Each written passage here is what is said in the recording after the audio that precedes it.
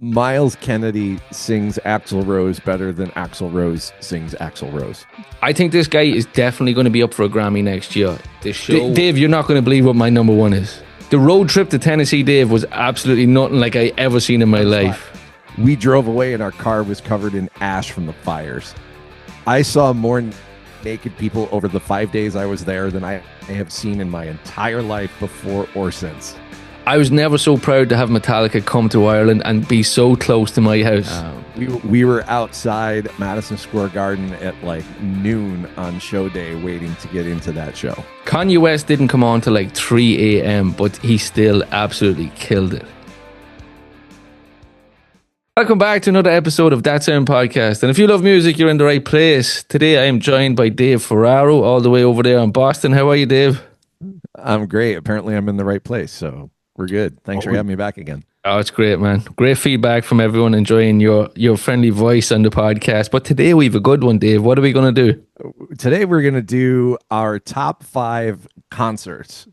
Yeah. Live performances, not artist specific, just top 5 concerts. And we'll see where this goes. Yeah. We were chatting off here. I have a kind of a minefield here. I have some fresh ones that really kind of stood with me. And I have some strange ones, and I'm sure we're going to have some crossover with bands. I'm sure I have a lot of surprises in mind, actually. Brilliant. So no, I'm totally kidding. It's going to be exactly what you probably think it's going to be. You want to go first, or do you want me to go first? It's your show, man. I'll follow your lead. You go first, Dave. All right, fine. This was hard. This was really, really hard to do since you mentioned it. What, maybe midweek or earlier? Yeah. This week that this is a topic. I was like, okay, that'll be easy. And then I was like, shit, it's not easy. Yeah. So I put as number 5 in December of 2001, I saw they called it the Merry Mayhem Tour. It was Ozzy Osbourne, Rob Zombie, and Mudvayne. Wow. And it was absolute, hands down, the best time I saw Ozzy 13 or 14 times. Wow. This was hands down the best Ozzy show, the best I had ever seen Ozzy. It was tremendous. It was the Zakk Wylde, Rob Trujillo, Mike Borden lineup was a band, which in my opinion, we've talked about this before. You can argue all day long about which guitar player is the best and whatever. It's totally valid, but that band, that unit, in my opinion, is the best live band that he ever had. It was tremendous. Yeah. It was tremendous. Where was that show on, Dave? I'm sorry? Where was that show on? I saw that in Hartford, Connecticut. In Hartford, okay. Like 2 weeks or less before Christmas in 2001. What was Rob Zombie like? I'm interested to hear what I hear. Great things about the show. I saw him.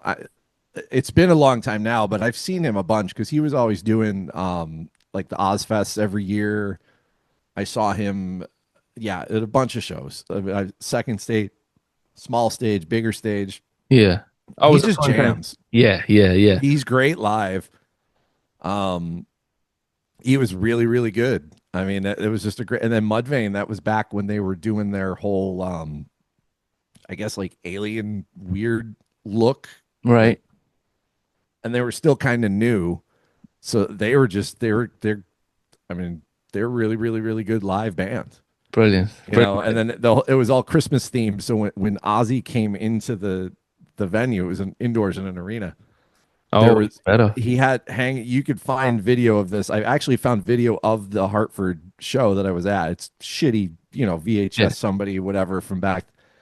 But there was a sleigh, like a Santa Claus sleigh in the hanging from the rafters that Ozzy was in, and it came from like the back of the arena to the front, and he's up there laughing and telling you to fuck off and let's go, like all the typical like let's go crazy, all that shit. He's over your head with this fucking Santa Claus hat coming in over. He's got to be up there. It was amazing. He's got to be up there as one of the best frontmen ever. Frontman, like maybe not vocalist. No, definitely not vocalist, but frontman. I mean, it's nobody did what Ozzy did. Yeah, it's weird saying that in the past tense still. It is Yeah. very weird. And I'm currently like watching a show over here in Ireland that's very popular. It's called I'm a Celebrity, Get Me Out of Here. And Jack is currently on it. And he's telling, little bits and pieces about his dad. He's told a great story last night about that Ozzy hated Christmas, hated it. So they see him up in that sled telling everyone to fuck off would have been quite entertaining. That's funny. I remember they came out on stage and Zach Wilde had like a pair of those big oversized sunglasses that you get at like a carnival, Hmm. like those big ones, right? A big bright feather boa, like double wrapped around his neck, like really big, and then a big like foam stupid looking hat. Like that's how he came out on stage at that and it was hysterical. And he's just such a good. I think he's Ozzy's best guitar player. Yeah, yeah. Because he might be my favorite guitar player, period, Oh, or top two or three for sure. big shout from Dave tonight. Oh, Zach Wilde's a fucking beast on guitar. Yeah, You sit Zach Wilde down in a room and you could throw anything you want at that man, he could play it. yeah. He seems like a good Metal, dude as well. country, fucking bluegrass, whatever. Yeah, He yeah. could sit down and play it, and you can't say that about a lot of guitar players. Yeah, well, like kind of going off topic, like a lot of people said that he wouldn't be able to pull off Dime, in this kind of formation of Pantera, and he I is. I was firmly in the camp of if anybody can, it's him. Yeah, you were right. It took a little convincing. It took me seeing it. What have I seen it now? 10 or 11 times. I think I've seen that version of no eight, eight or nine, eight. Yeah, I don't know, but enough now where I'm like, okay, yeah, he's fucking killing killing it. it. Yeah, Yeah. absolutely, absolutely. Great shout, Dave. Well, my number five is completely on a different trajectory. So back in 2008, I was living over there in America, and a few of my friends were flying out, and they called me up and they said, Gavin, you have to come to this festival in Tennessee. It's called Bonnaroo. And I was like, I never heard of this festival. So I looked it up. 2008 headliners were Metallica, Yeah. Oh yeah. Pearl, As Pearl, soon as you said Bonnaroo, I knew where you were going. Pearl Jam, and Kanye West was one of the main headliners. Now there was 5, 6 stages. It was huge. Bonnaroo. Bonnaroo was massive. Chris Rock done stand up to I believe 80 to 90,000 people that weekend. But the highlight for me, which is quite controversial because he didn't come on stage until about 3 a.m., was Kanye West. Right? Now, I am not a huge Kanye West fan by no means, but that show at that time, even being like 2, 3 hours late, Kanye West killed it. I have to say.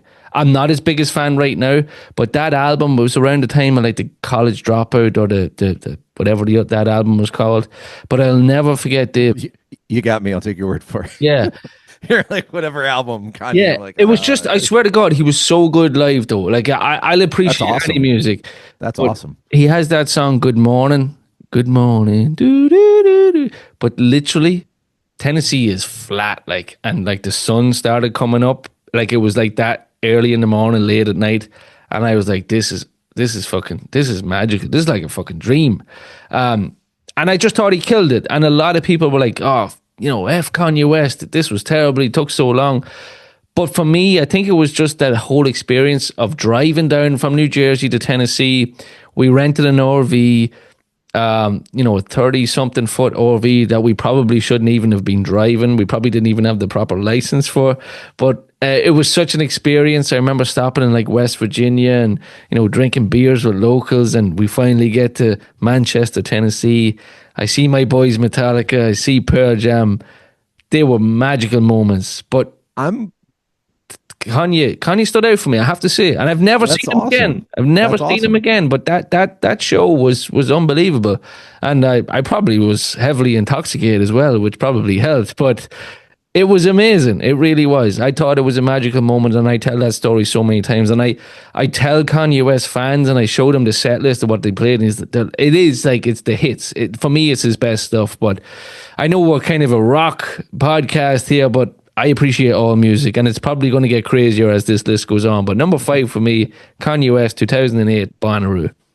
Hey, let it be said that in your Kanye West story, you mentioned Metallica before I did. Yes. Oh, Metallica is coming. Don't worry. And I believe I'll fact check myself after this, but I'm pretty sure that show was the live debut of Cyanide. I know. I'm pretty sure about that. You could be right. I know they played a lot of Justice. I think they played on Justice for All. I think they played a lot of the Short of Straw. It was a killer set list. I'm fact checking myself live right now in real time. Cool. Yeah, but no, it was an amazing. We actually got backstage with an Irish performer. His name's Glenn Hansard, and he was playing on one of the smaller stages, and he brought us backstage, and had we had some special cigarettes with him and some beers, and it was very fun. He had another show in Chicago, and he was trying to cancel the show because he wanted to stay and watch Metallica. He was after winning a Grammy for a track called "Falling Slowly" with his then wife. Okay. But yeah, we got backstage. He's like, lads, just put the phones away. Let's just enjoy a couple of beers. A couple of Irish guys randomly in the middle of Tennessee. It was pretty cool. Did you get the set list? Oh no, I was right. It was the Ozfest that they did that year. That same year, but it was the Ozfest that they debuted Cyanide, not Bonnaroo.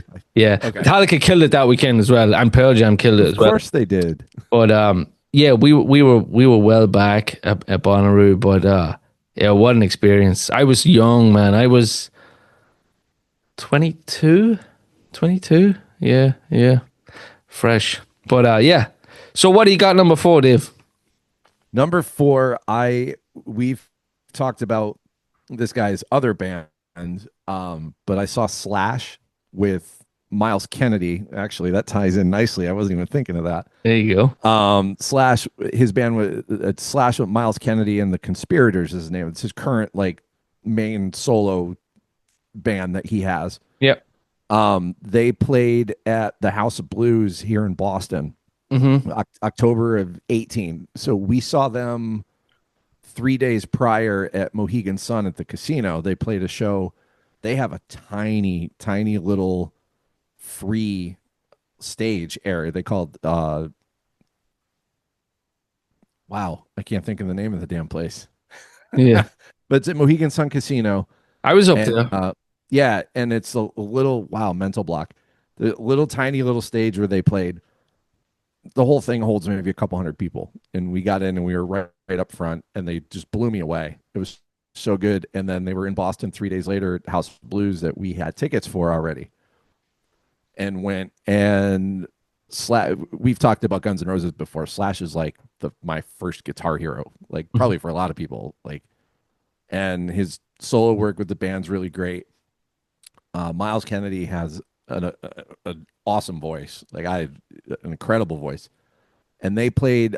They mixed in a couple of Guns tunes during that tour, and the night they were in Boston, they played Rocket Queen, which I was hoping. Oh yeah, that's been my favorite Guns N' Roses song since Appetite came out. I just love that song, the groove. It's just awesome. It's an awesome song. So they played a 17-minute version of Rocket Queen. Wow. And I was right on the rail. I was right at the stage. Slash took a 9-minute guitar solo, standing right in front of me. Wow. Never moved. Stood right there and just played 90% of the whole song right in that spot, and a full 9-minute guitar solo in front of me. And it just, I'll send you. I had the whole thing on video. I was just doing the whole holding my phone down low, but yes, trying to capture it. And turns out I got a pretty damn good video of it. Wow. Yeah, it sounds really good, the whole thing. But that I walked out of there. Oh, and I got, let's see, that set list on the wall next to the amp back there. Oh, I see it. Yeah, I see it. Is the one that was on the stage right where Slash took that solo, Nice. and it's yeah hanging in my head. Got that, but I walked out of that show just like that was at the time that was probably my best or favorite concert moment that Yeah. I'd ever had. It was tremendous. I can't even. I'm Yeah. getting goosebumps. It was Yeah. absolutely tremendous, and the band is great. They're just really really good live. Isn't it amazing though? Like I can see and I can almost feel the passion and everything and the emotion. But what these live shows do to us and at them moments like Slash just like that moment of going to a show. This is why you can't beat going to a show. No, like That's gonna stay with you forever. Like there's that fucking guy yeah, who's known anywhere in the world. People see Slash and recognize him, and he's fucking 5 feet in front of me, yeah. It's the like best just experience. It's the best. tearing the stage up. Like it's tremendous. And people that don't get it, I don't know how you don't get it, and I feel bad for you. Yeah. Man, that's a great show. Great show.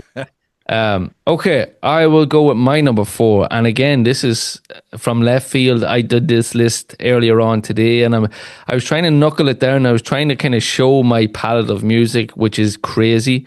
But another show that I went to this year in Belfast, in Ireland, with my wife, was a guy called Stephen Wilson Jr. He's from You this wasn't too long ago, right? I remember you yeah. mentioning it. It was in maybe early summer. He's from Indianapolis or somewhere over there. He's based in Nashville right now. His story is crazy. He was a Golden Gloves boxer who then got a full education, became like a food scientist, worked for like Nestle in Nashville, always played a bit of music, wrote songs and sold them to like big artists, and then decided to go out on his own. And he went on this podcast called The Print Shop this year or maybe last year, early last year, and he just blew up. He did this song called "I'm a Song." And like you said, if you don't get music, if you don't get this song, if you listen to this song and you don't get goosebumps, music's not for you. Like he's special. Like I am not into country. Like this is like modern kind of country. The band that played in Belfast that night, I done a vlog on the podcast if anybody wants to go back and check it out. I have some footage and stuff. There was a steel guitarist. The drummer was phenomenal. He was brilliant. I got to chat to him briefly after the show. He came down and chatted to a few people in the crowd.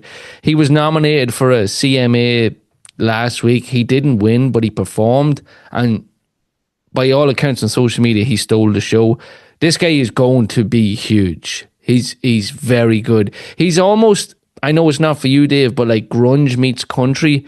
When I first heard him, I heard like Bruce Springsteen, Eddie Vedder, and like Chris Cornell kind of mixed together with a kind of a modern kind of country twist to it. It was a brilliant show. I have to say, it blew me away. It was a small venue in Belfast, maybe 1,000, maybe 2,000 people, indoor club, dark and dingy and dirty, but it was perfect, and it stayed with me. And when I got to see him for a couple of minutes after, I was like, man, that was just a killer show. He's like, he said to me, "I'm just warming up," and I loved it. That's all. When he looked in my eyes and he was like, "I'm just warming up." I'm like, this guy's going somewhere, and I just loved it. That moment, especially with my wife, because my wife doesn't go to too many shows. She loves them as well. If anybody is open to new music, please listen to. He does a version of "Stand by Me," and he does a great track called "I'm a Song." Check it out. But Okay, that stood with me. It was a really good show. So yeah, that's awesome. yeah, yeah, yeah. I have a crazy taste in music. It's nothing wrong with that, my friend. Yes, yes. Okay, so what are we up to? Number three. Now we're getting, My number three, yeah. So top three. This is a newer one, and here's the first entry from Metallica all in my right. top five list. Well, yeah. Second, yeah. First of a couple. Uh, Current tour, the M72 World Tour. We were in Detroit in 2023, and the first night in Detroit is probably the best I've ever seen them play. Right. They were tremendous. The sound was amazing. The sound was like in stereo. I mean, I was on the rail. I was right at drum drum spot 2. I was right at the drums, and the sound was perfect. They played amazingly, and listen to the first half of this set. This blew me away. Creeping Death, Harvester of Sorrow, Through the Never, Leper Messiah, Mm. Lux Eterna, Too Far Gone, Fade to Black, and then Shadows Follow. Wow. It's the first half of that show, which is tremendous. Fade to Black is one of my top couple of Metallica songs ever. Yeah. As I'm sure is for a lot of people. Creeping Death is their best opener. Harvester of Sorrow is it's never not the right time to play Harvester of Sorrow, ever. Yes. Um, Through the Never's a rarity. Yeah. Leper Messiah became kind of a regular on this tour when I finally saw it. I mean, it just the new song of Shadows Follow is killer. Like it was just such a good show. I was in awe. I literally was just wow. That must have been very early And on the 72 season tour, was it? Like the first it maybe was the shows? the end of the first year. Those actually no, that Detroit were the last shows of the year.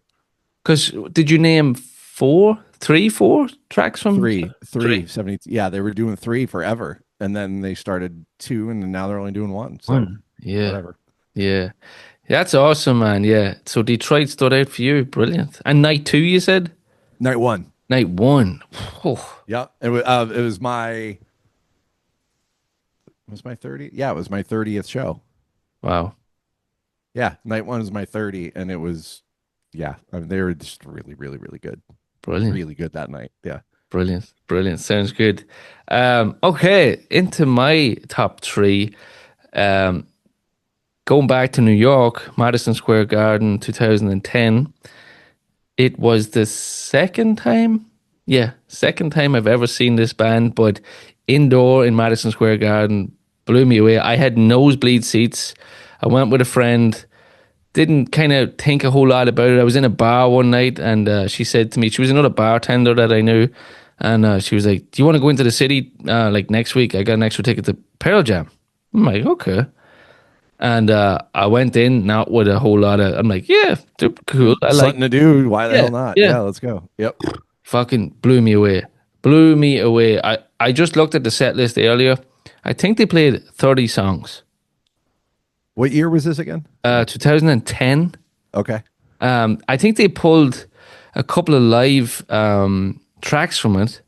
Somebody knows, please leave down in the comments. And I looked, Ace Frehley was brought out and played one of the Kiss tracks.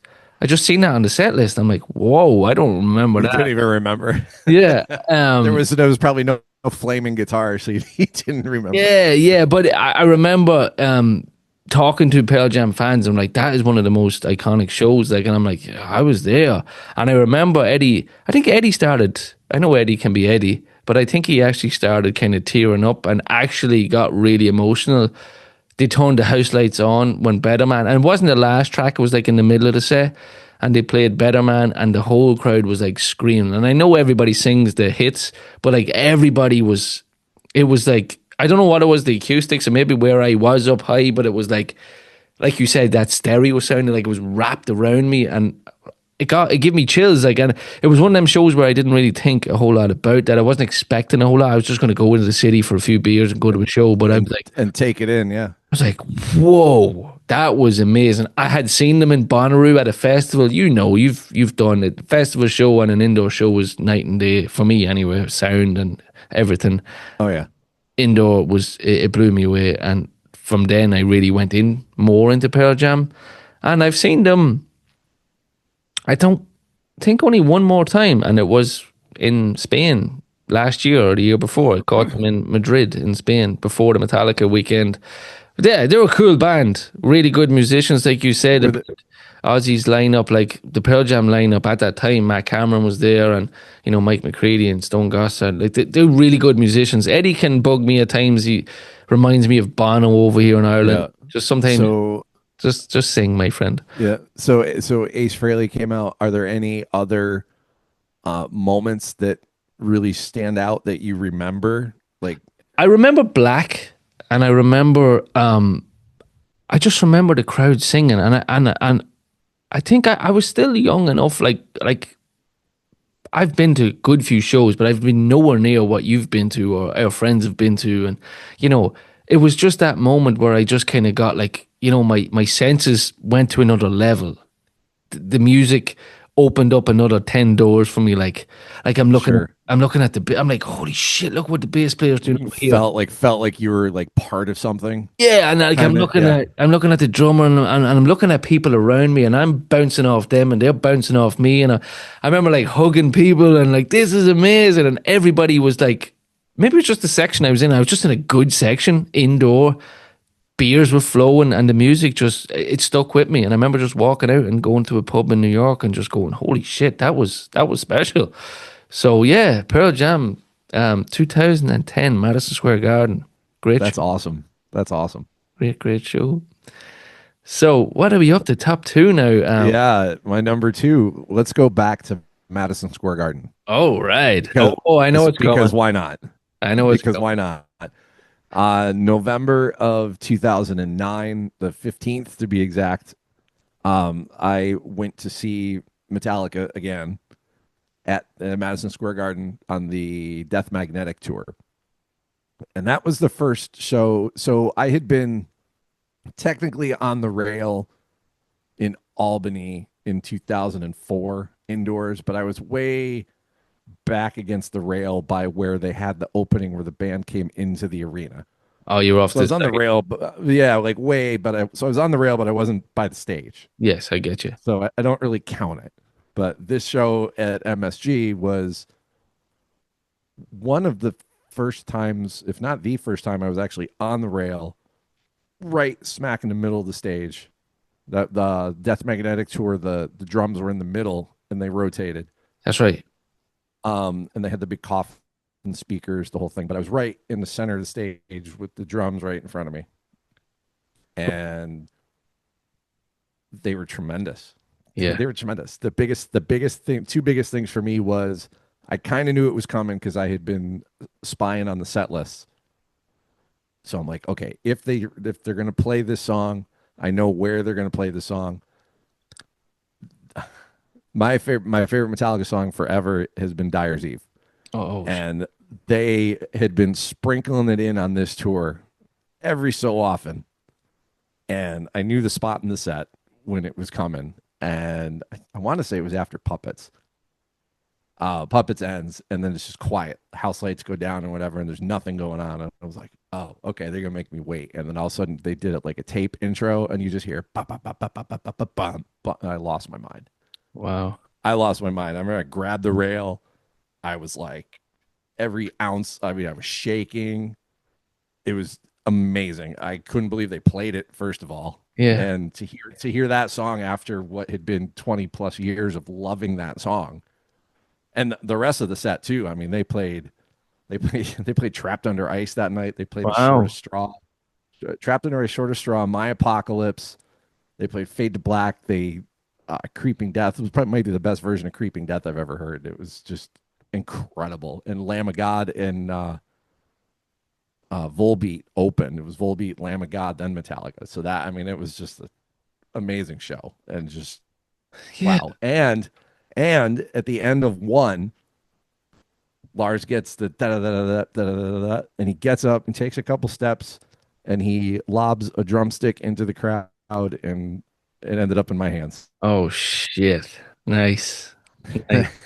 So that Stage was played. one. He played one with this. He may have played the whole first 5 or 6 songs of the set with it because I didn't keep track of how often he swapped the sticks out or whatever. But I know he played Wow. one with it because he ended this. And I have a bootleg DVD of the show. You see him finish one, immediately just stand up, go to his right, take a few steps, and go. Bloop. Wow. And That me being 6'4", it you could helps. see on that DVD I have, you could literally see like the massive arms go up, and you can see all the normal arms stop, and mine goes up higher, and I snatched the stick right out of the air. What year was that, Dave? That was 2009. Yeah, I'm just looking here. I went to the Newark show on February 1st. Oh yeah, so I saw the front end. I saw it in January of '09 in Boston. And then Right. I saw that tour twice that year. I'm just looking. Yeah, I didn't get Dyer's Eve. Yeah, that was the time that I sold the tickets to. Oh, I got Bread Fan. Die Die My Darling. Cool. That was a cool show. That's in well, we can get to that. That was when I was hanging out with the Hells Angels. Okay. Uh, okay. You got a bad streak in you, don't you? Oh yeah, man. Uh, so my number two, we're staying in New York City. We're staying in New York City. 2011. This could have been number one for me, but I moved it back to number two. I got to see Chris Cornell in the town. I think it's called the Town Hall in New York. Him and an acoustic guitar on stage. I looked up the capacity today. It's I think it's 1,500 people, and it blew me away. It absolutely blew me away. Me and my wife, we went, and it was just no bells, no whistles. It was just a small stage, him on a chair playing a guitar. He done a few covers. He done Billie Jean. He done Imagine. He Did done he do did he do one? Have you heard him do he plays one U2's one on yeah, guitar, yeah. but sings Metallica's lyrics to it? I think I've seen that. Yeah, it rings a bell. He didn't do it that night you saw him? I don't think so. Super unique. It was so good though. He was like one of my first like heroes in music. I never saw him in any of his bands. I never got to see him perform. Yeah, I seen him in Audio Slave twice, Oh, that's cool. which was cool. But he played some Audio Slave, he played some Rage, he played some of his own. But it was so weird. It was like seeing him in your like local pub or something. Like there was no security. People were just like walking up, giving him flowers, and and he was like, he'd stop and he'd talk to him, and his kids were beside him and his wife, and it was so intimate. I've never been in such an intimate, like there was no security, there was no barriers, there was no nothing. It was just like you're in a pub. And man, his voice was special. It was special for me. I just think he was a special human being, and when he passed, it really broke my heart, man. I thought he was troubled. He had his demons, and it just wasn't, very unfortunate how it ended. The But the demons got the best of him. yeah, they got him. But he was so fucking good, man. And that show was excellent. Excellent, excellent. And they made a record of some of the tracks from that tour. I don't believe any of the tracks from New York made the album, but really, really good. I think it was called like the Storybook or the Storyteller album. Brilliant. But yeah, Chris Cornell, New York City, 2011. Great, great show. Number two for me. That's awesome. That's awesome. I wish I would have got to see him. Yeah, he was a special guy. Special guy. All Yep. right, Dave, we're up to number one. Well, this really shouldn't come as a surprise to anybody who's followed your show here for any length of time or yourself. I mean, it's kind of obvious. Yeah. We did an entire episode on Woodstock '99. I Yeah, think we did check it out. we did what, an hour and a half or 2 hours on Oh, Woodstock. that was It was yeah. That weekend, I mean, we dug in depth before, but I mean, the artists that I saw, I mean, for highlight for me obviously was Metallica, but I mean, Willie Nelson, James Brown. I saw Collective Soul. I saw Sheryl Crow. I saw DMX. I saw The Offspring. I saw like Dave Matthews Band. Megadeth, Seven Dust, who's the most criminally underrated American band in the last 30 years. How they're not bigger than they are will never ever make sense to me. They were fantastic. I mean, all these. I saw George Clinton in Parliament Funkadelic in the fucking airplane hangar at like 2 o'clock in the morning. Like it was. I mean, that weekend was just. You saw I Robbie Krieger, right, from The Doors? Yeah, he played with Creed. He came out with Creed, and yeah, Creed, another one. Limp Bizkit. Corn. He came out and did Oh, what the hell did they do? Roadhouse Blues? Yeah, I think you told me it was that track. Yeah. Yeah, he did came out and did Roadhouse Blues with Creed. Like that was cool. It's I'm not a random. big Doors fan at all, but that was cool to see. Chili Peppers play. I mean, all these fucking Ah, bands. yeah. That weekend, aside from the weekend I got married, which I always say, that aside was the greatest weekend I've ever had in my life. It was tremendous. Yeah, yeah, it's definitely so cool. Definitely go back and watch a full recap of that Woodstock. Dave tells it brilliantly, and we get in and we have some footage to go with it. And there's footage of DMX and there's footage of Korn and there's footage of everybody. It was a really good episode. It actually should have more viewers than what it has. It was that good, if you ask me. It really should. It was brilliant. Dave, yeah, that's one show. I remember when you told me I was at Woodstock, I was like, fuck you, Dave. I wish I was. Fuck you, Dave. All my Boston crew right now is gonna love hearing you say that. Yeah, no, I was very jealous. I was like, oh, and I missed so many shows when I was living in America like that. Why did I not go to Madison Square Garden? Why did I not go to Yankee Stadium to the Big Four?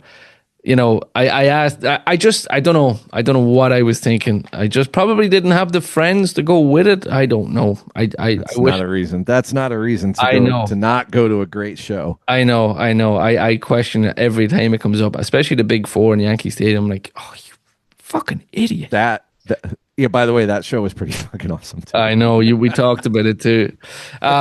Brilliant. Yeah, that would be hard to beat, Dave. Woodstock '99. That's a great shirt. Number one.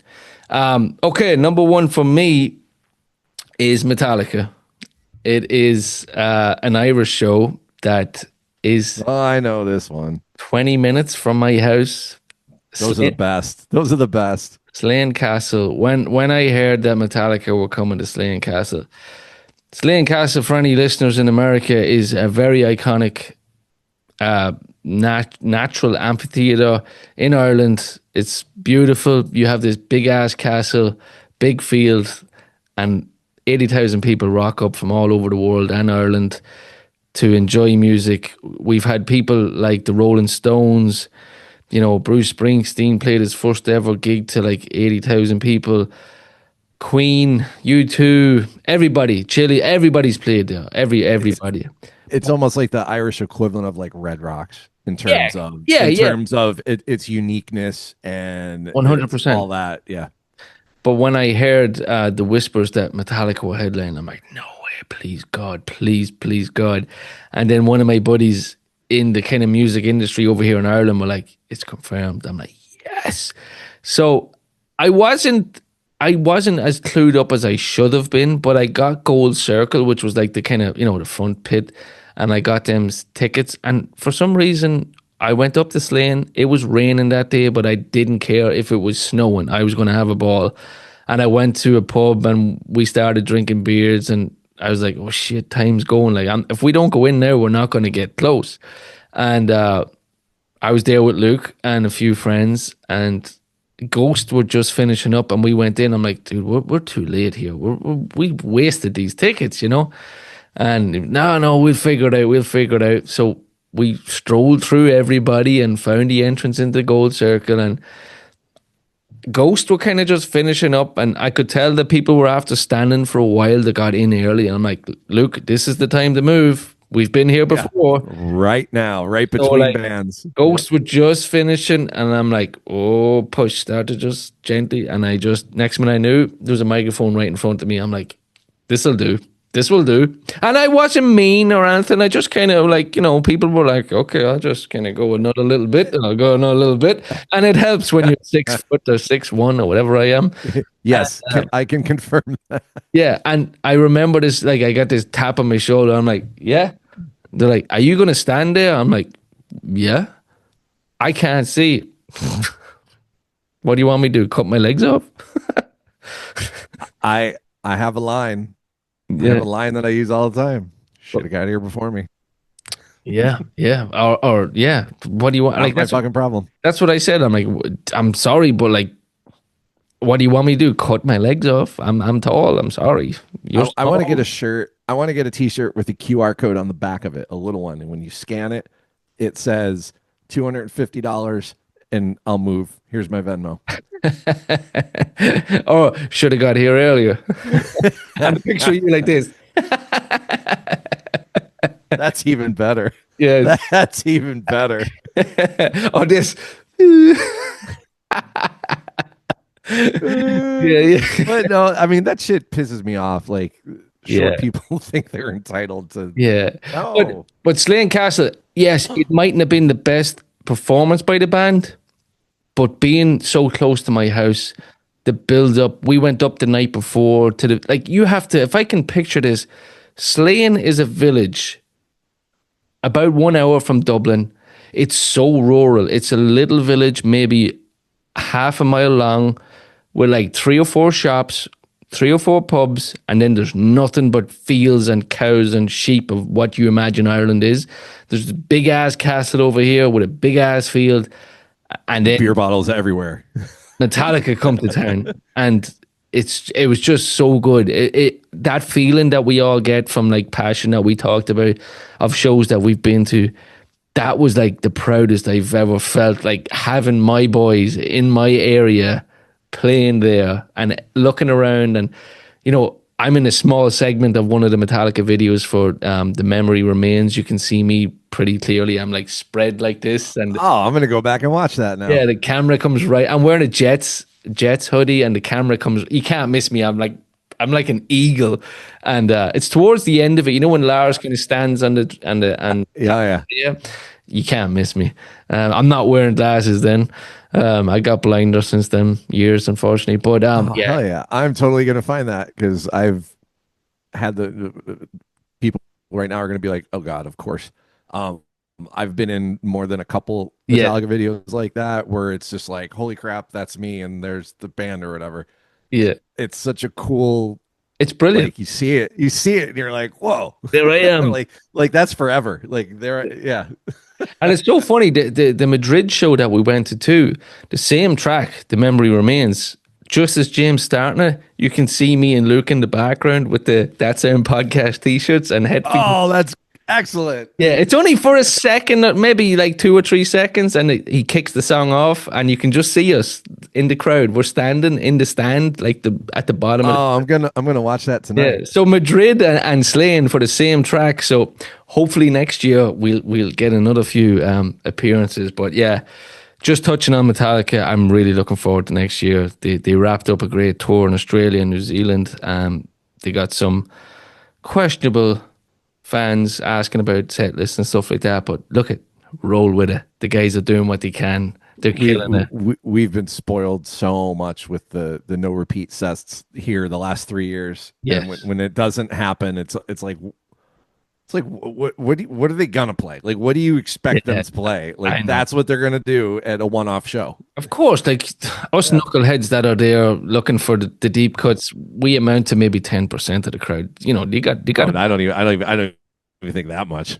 Maybe. Well, I don't even think it's. I don't even. If it was 5%, I'd be surprised. Yeah, maybe so. Yeah, maybe so. But yeah, look, I was actually talking to some of the guys from the St. Germany chapter, and they invited me to go to Frankfurt, and they want to show me the town, and told me to hang out with them, and they have tribute acts and everything organized for Frankfurt next year. I'm like, holy shit, you guys we got to sort out Dublin. So I'm going to try and help out the chapter over here in Ireland for the Metallica show. But yeah, that's awesome. That was awesome, Dave. So I'll do a quick rundown for my 5 to 1, and you can do it too. So Kanye West, Bonnaroo 2008. Stephen Wilson Jr., Belfast, go check out some of his music. Pearl Jam, Madison Square Garden 2010. Chris Cornell, New York City 2011. And Metallica in Slane Castle in 2019, I believe. Yeah, 19. Hell yeah. Awesome. Mine 5 was Ozzy Osbourne, Rob Zombie, and Mudvayne in Hartford, Connecticut in December of 2001. 4 was Slash with Miles Kennedy and the Conspirators at the House of Blues in Boston. That was in October of 2018. Number 3 was Metallica Detroit night number 1. That was in November of 2023. It was the 10th of November in Detroit at Ford Field. Number 2 was Metallica at Madison Square Garden, November 15th, 2009. And number 1 was Woodstock 99, which should be a whole nother category all on its own, but it's radioactive. Yeah.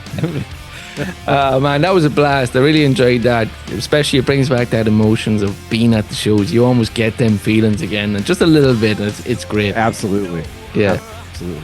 Dave, thanks so much for coming on, and always welcome here on That Sound Podcast. Thanks, Gavin. Good seeing you again. All right, man.